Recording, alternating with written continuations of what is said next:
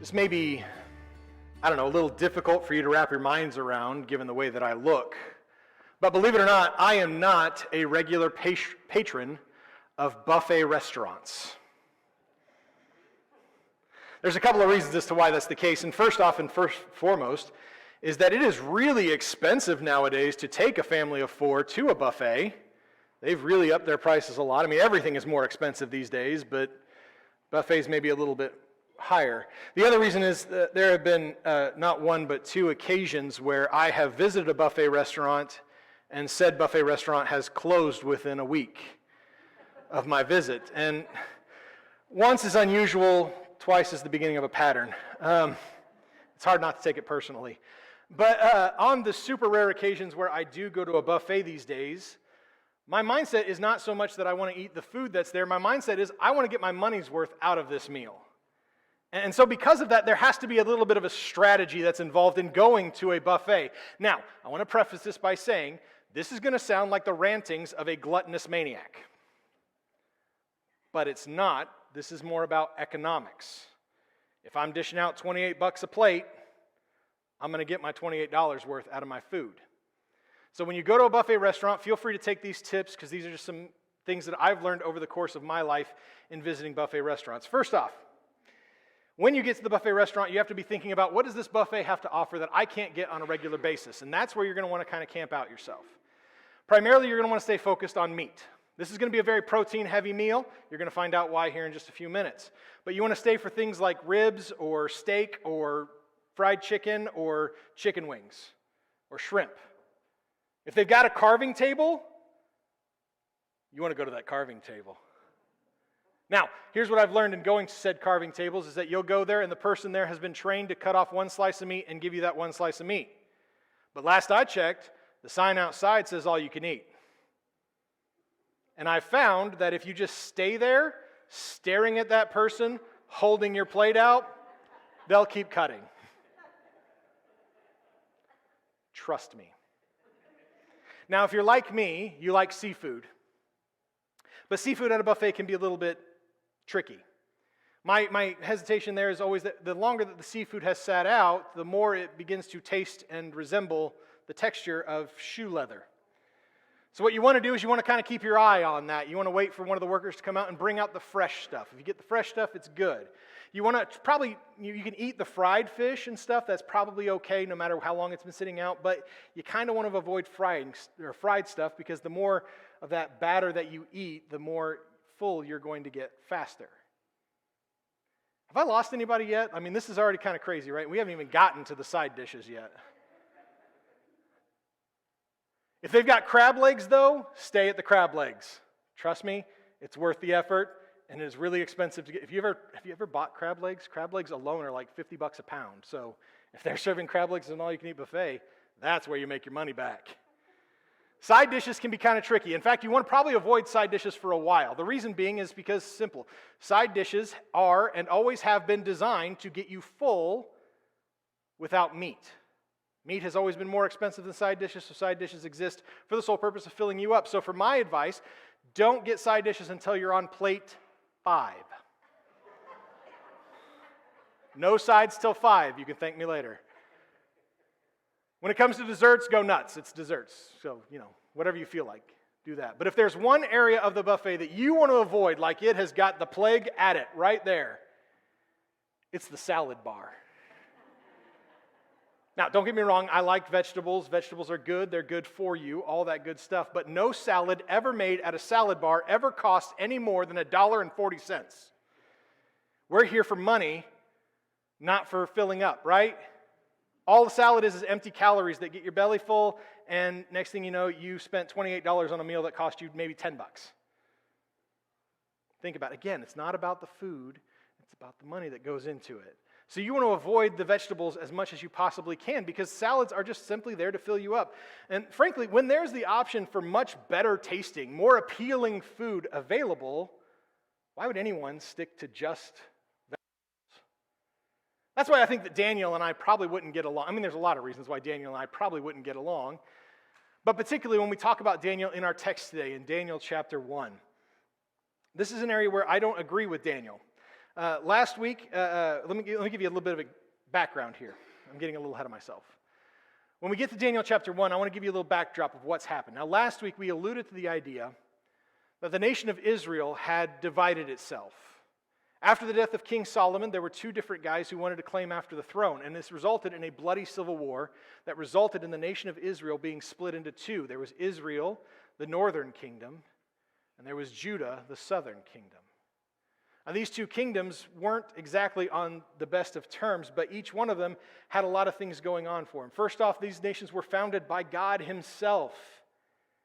And yet, through a series of poor leadership, through a series of mistakes, through a series of selfishness, for situations of egotism, these nations drifted further and further away from what God had designed them to be in the first place. Good thing we don't see those things now, right? Especially in our leadership. These were the nation, this was supposed to be the nation that God was going to use to transform the entire world. And yet, they could not even transform their own hearts. Last week, we talked about Jeremiah warning the nation of Judah that if they don't repent of the evilness and the wickedness and the sinfulness that they had allowed themselves to become, that God was going to bring upon judgment and punishment for the nation of Judah. He warned them time after time that if we just repent, God will relinquish this judgment. We won't have to face the hardship that's about to come our way. But the nation of Judah didn't listen. They continued to sin against God, and so God brought that punishment and that judgment. And he brought it in the form of Nebuchadnezzar. Daniel chapter 1 opens up with an absolute tragedy. Verses 1 and 2 give us kind of the Cliff Notes version of what happened when it says, in the 3rd year of the reign of King Jehoiakim of Judah, King Nebuchadnezzar of Babylon came to Jerusalem, and laid siege to it. The Lord handed King Jehoiakim of Judah over to him, along with some of the vessels from the house of God. Nebuchadnezzar carried them to the land of Babylon, to the house of his God. And he put the vessels in the treasury of his God. Babylon had never really had a king like Nebuchadnezzar. Nebuchadnezzar, we're going to learn a lot about him over the coming weeks as we continue to talk through the book of Daniel. But Nebuchadnezzar was a guy who seemed to be solely focused on one thing and one thing only: conquest. Under Nebuchadnezzar, Babylon would eventually become a world superpower. It would be one of those nations that was the leading nation of the entire planet. And Nebuchadnezzar had asked the nation of Judah to pay him tribute.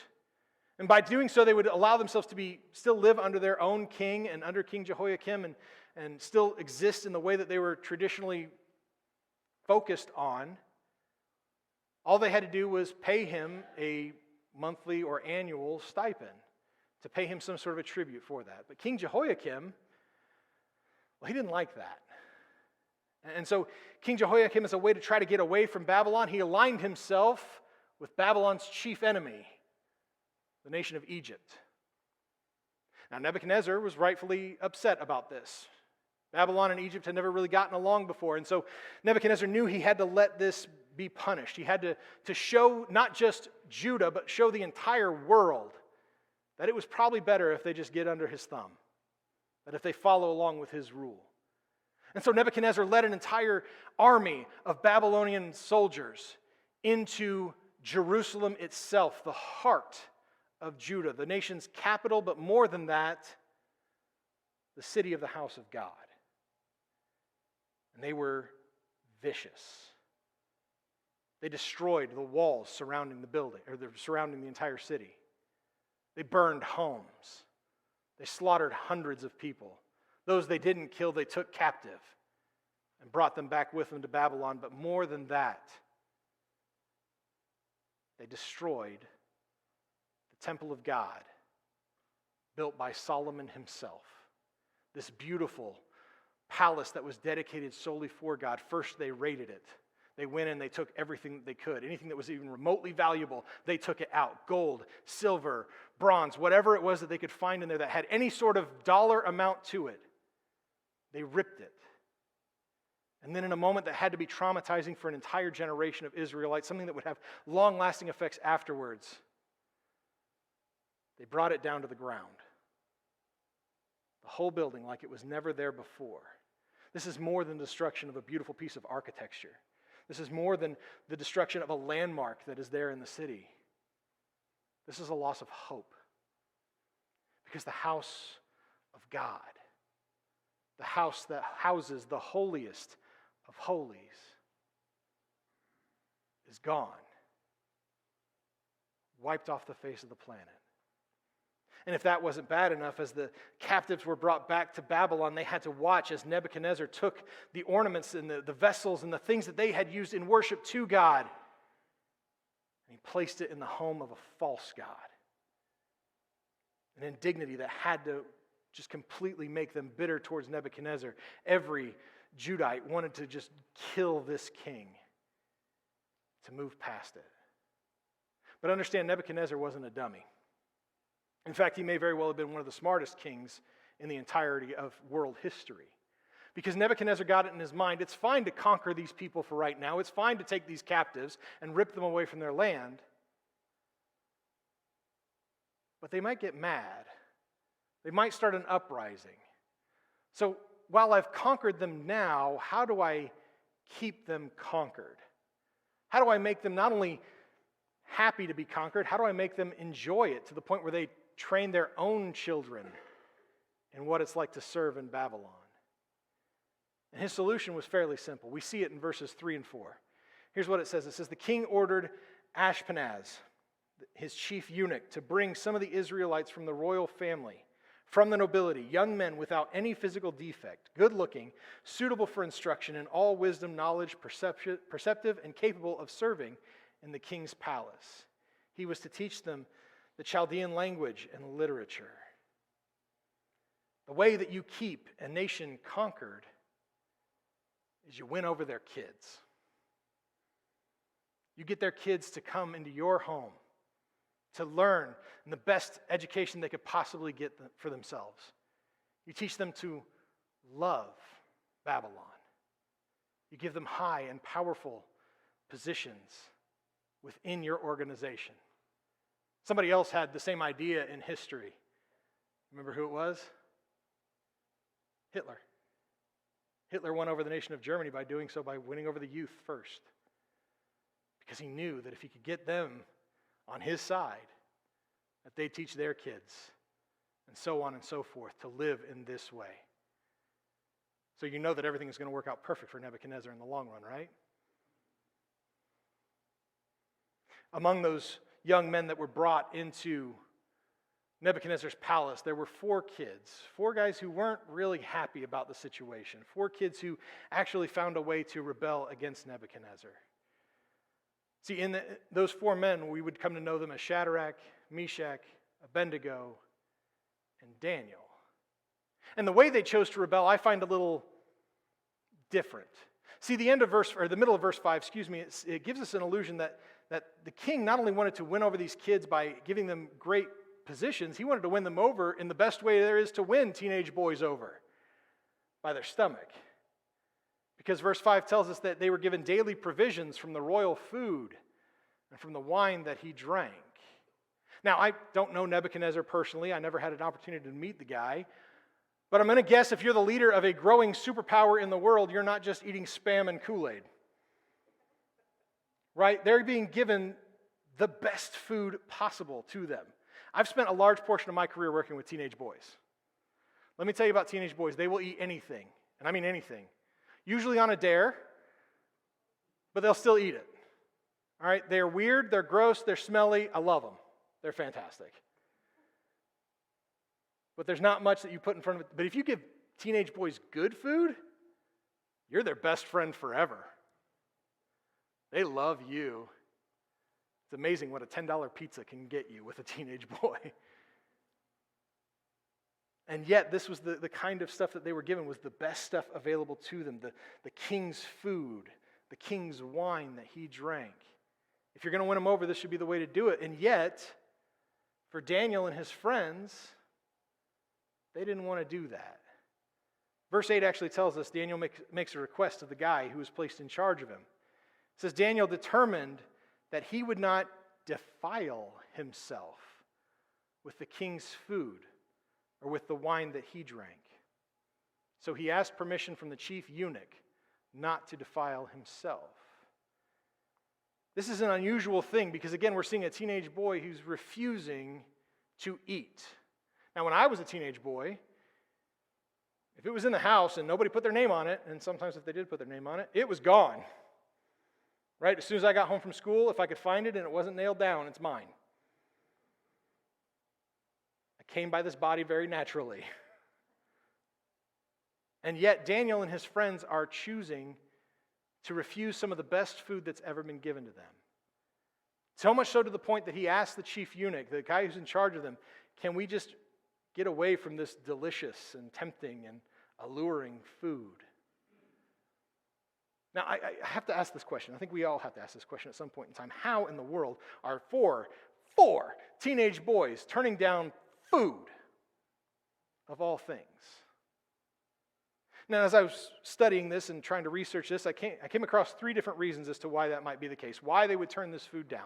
The first one kind of makes sense, and that's that the nation of Babylon notoriously ate almost a diet exclusively of horse meat and pork. A weird barbecue, if you ask me. I mean, the pork makes sense, but horse meat? And yet, under Jewish customs and Jewish laws, both of these things were forbidden. And so maybe Daniel and his friends are asking, can we not eat this food because they don't want to violate the law of God, because they don't want to do anything that might make them unclean. And therefore, that kind of makes the second reason make some sense as well. It says that maybe that had something to do with, the meat may have been offered to false gods.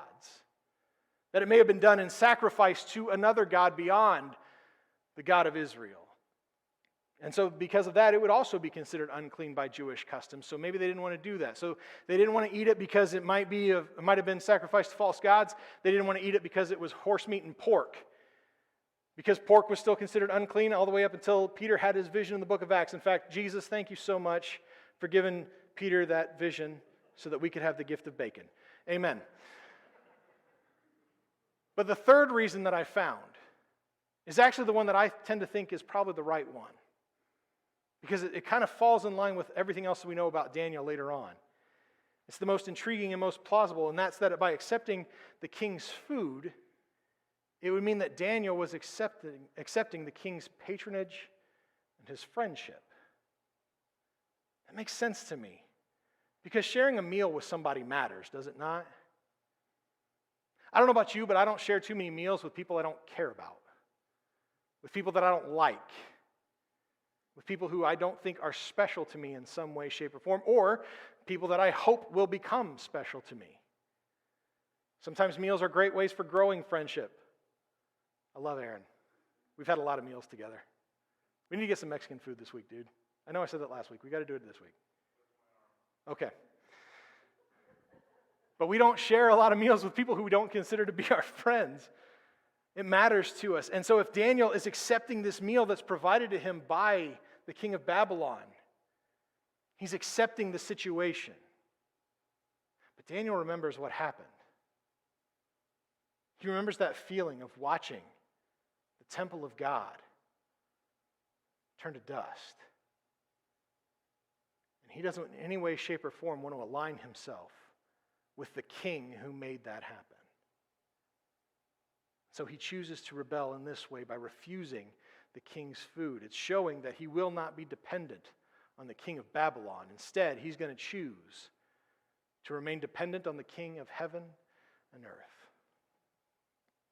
This is his act of rebellion. Choosing to trust that God is going to work in the midst of this situation.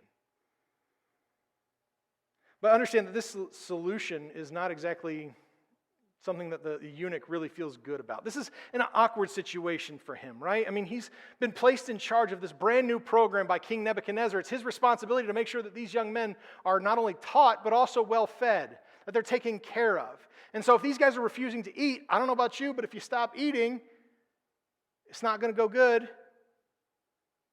Things in your life are not going to work out real well if you just decided one day I'm going to stop eating. Yeah, you may lose a couple pounds, but eventually you're going to die. Makes sense. And so this eunuch is looking at the situation thinking that if I let these kids just die, Nebuchadnezzar might be annoyed with me. And in fact, he says at the end of verse 10, he tells Daniel that you would endanger my life with the king. This heavy responsibility this eunuch has been given to raise up these young men in the ways of Babylon, the way that his king has asked him to do. If he doesn't give them the food that the king has set them aside, it's not just going to result in him getting fired, it's likely going to result in him dying. So Daniel has a solution, something that we're going to find as a running theme throughout the book of Daniel. Know it all. We see his solution in verses 12 and 13. He says, please test your servants for 10 days.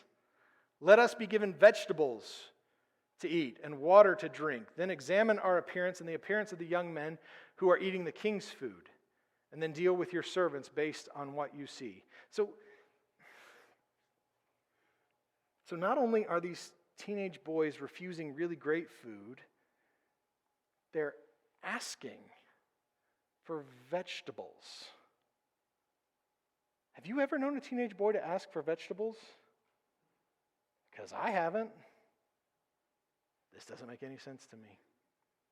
And yet something in what Daniel says kind of makes sense to the eunuch. And I think the fact that Daniel gave him a time period, that probably helped things out too.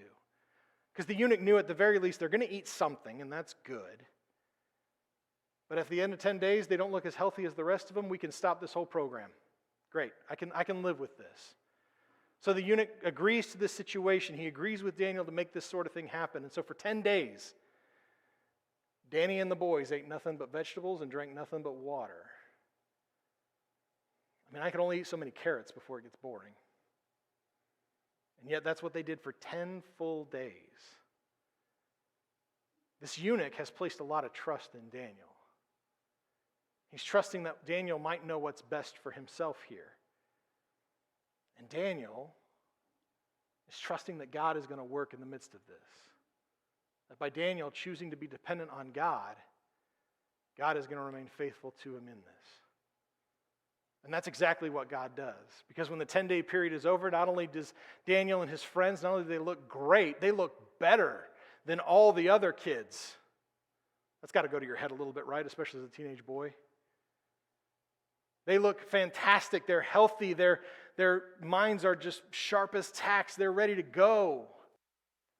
The eunuch continues to allow them to eat nothing but vegetables. And in fact, things end up being so successful for them that sometime later when King Nebuchadnezzar comes back around to see how this program's going, he starts interviewing all the kids. And he finds that in all of these kids, all these captives from Judah, all these children that he is trying to win over onto his side, that 4 of them are not only in better shape, but they're smarter than everybody else. And I'm not just talking about the teenage boys, I'm talking about everybody else. Here's what it says. Verses 19 and 20 tells us the king interviewed them. Among all of them, no one was found equal to Daniel, Hananiah, Mishael, and Azariah. Those are the Jewish names of Shadrach, Meshach, and Abednego. So they began to attend to the king. In every manner of wisdom and understanding that the king consulted them about, he found them 10 times better than all the magicians and mediums in his entire kingdom. Not only did these guys do better than the other guys that they were in the same program with, they were found smarter and better advice givers. I don't know what you call that. Clearly, I'm not the smarter one. Maybe it's vegetables. Anyway, they were found to be better and smarter than everybody else in the kingdom. Everybody else the king had working under him, these 4 were better than that. So they're immediately taken from them and they're put in positions of tremendous influence and power. They become the 4 of Nebuchadnezzar's most trusted advisors. Why? Because they trusted God. When everybody else around them was eating the food, when everybody else around them was saying, guys, this is not that big a deal, this food is great, eat it, they refused. When everybody else turned and allowed themselves to become dependent upon this foreign, evil king, Daniel and his friends chose to remain dependent on God, trusting that he was going to continue to move in the midst of all of it. God rewarded the trust of Daniel and his friends. This trust was a huge risk for them. But isn't trust always a risk for us? See, when we place our trust in something or someone, we run the risk of that person or thing disappointing us or letting us down.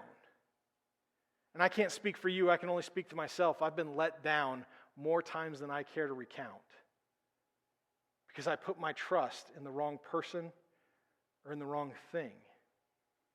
It's especially difficult for us to place our trust in something when everyone else around us is going in a different direction.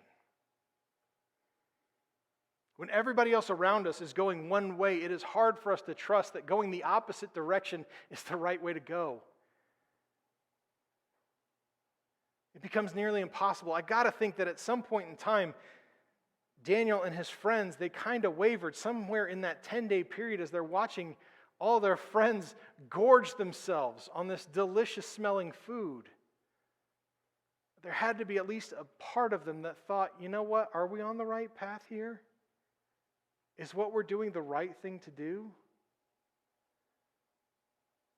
Trust is difficult for us to do, especially when it seems like everyone else is going in a different direction. But because they trusted, in spite of this, God did not fail them. He saw their loyalty, He saw their trust, and He remained faithful to them in the midst of that. Trust is not something that comes easy to us,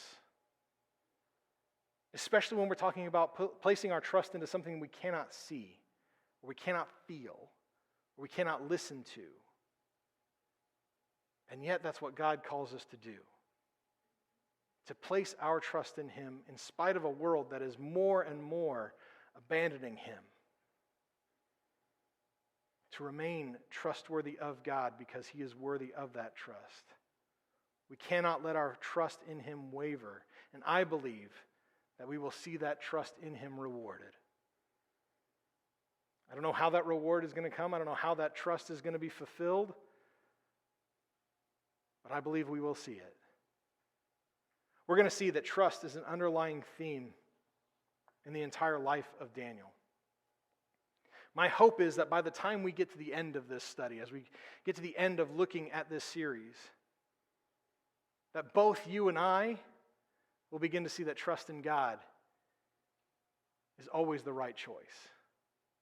In spite of everything else that's going on around us, in spite of the ways that other people are not placing their trust, and in fact, doing everything they can to go in the opposite direction, my hope is that we'll see that trusting in God is the right thing because God is faithful to those who place their trust in Him. Isaiah chapter 12, verse 2 says this, and we'll conclude today with it.